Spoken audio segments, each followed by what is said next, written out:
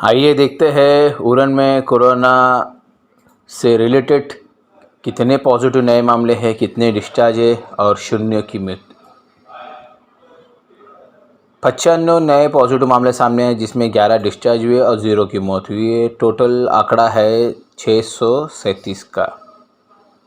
सबसे बड़ी खबर पे जाते हैं, जिसमें चाइना का जो रॉकेट है जो छोड़ा गया था, वो ना जाने उनके चाइना वालों के संपर्क से टूटा है और कभी ना कभी इंडिया के कोई भी हिस्से में गिर सकता है।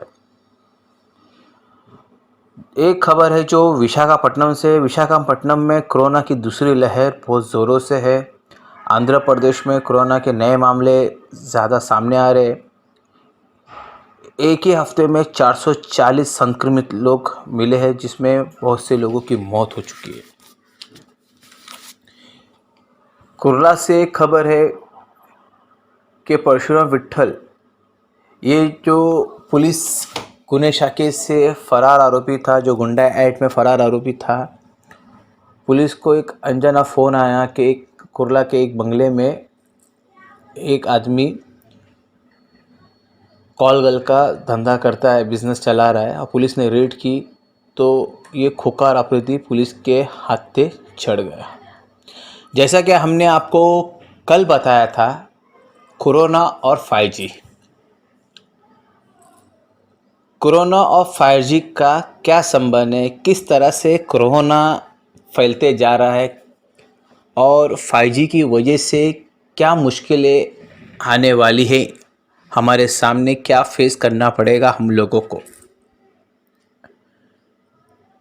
5G की वजह से हम लोगों को जिस तरह से हम आज कोरोना का शिकार हो रहे हैं, उसी तरह से आने वाले दिनों में जो तीसरी लहर कोरोना की कही जा रही है, वो लहर कहीं ना कहीं हमारे जीवन को धक्का दे कर सकती है।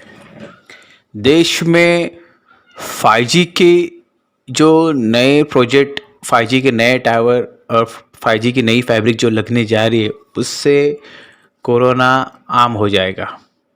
रेडिएशन इतना बढ़ जाएगा जिसकी वजह से WBC, होमोग्लोबिन, ये सब कम होते जाएगी और तुरंत हमारी बॉडी एक कोरोना के पेशेंट्स में तब्दील हो जाएगी, जिससे हमारे लंग्स में सांस लेने में, फेफड़ों में तकलीफ़ पैदा हो जाएगी, जिसका रीज़न ये है कि हम लोगों को कोरोना पॉजिटिव करार दिया जाएगा।